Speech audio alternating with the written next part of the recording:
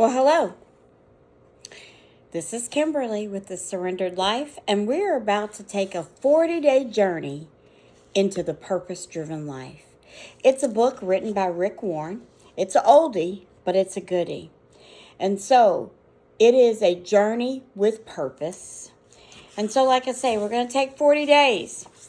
And so, Proverbs 11:28 from the Message says, "A life devoted to things is a dead life.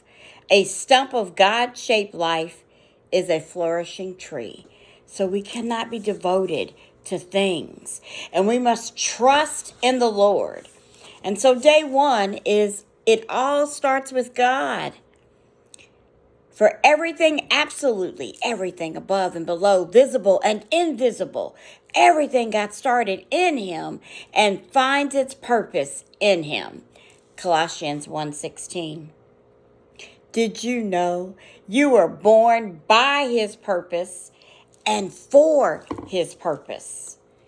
When I hear those words, by His purpose, for His purpose, that means He's got a plan. That means you have something on this earth that's for you to do and only you to do. You were made by God and for God. And until you understand that, life will never make sense. Made by God and for God. Life is about letting God use you for His purpose, not your own, not my purpose, but His purpose. Did you get that? His purpose, not your purpose, not my purpose. We have to learn. Being successful and fulfilling life's purpose are not at all the same issue. Did you hear that? Being successful and fulfilling your life's purpose, they're not the same. Not the same at all. And so, self-help is no help at all. Self-sacrifice is the way. We must learn to sacrifice, to surrender. We have to learn to do less in life by focusing on what matters the most.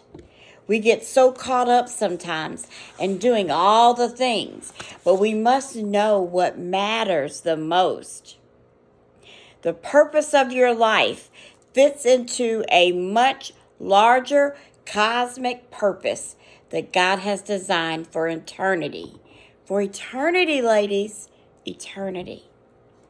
So, the point to ponder is, it's not about me.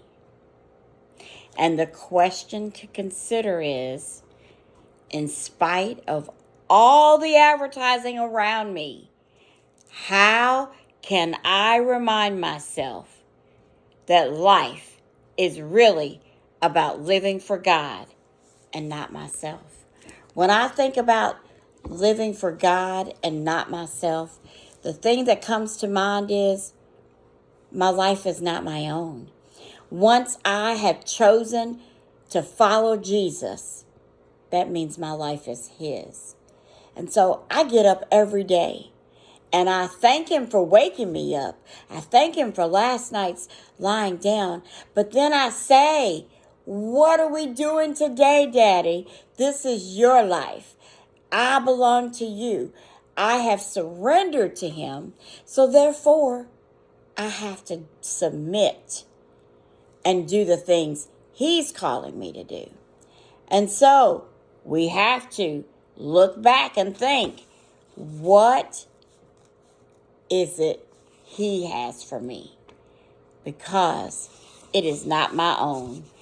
It is not my life. It is not my plan. It is His plan. So I'm going to ask you the question again to consider. In spite of all the advertising around me, how can I remind myself that life is really about living for God, not myself? All right, ponder on that, and then I'll be back for day 2. Bye.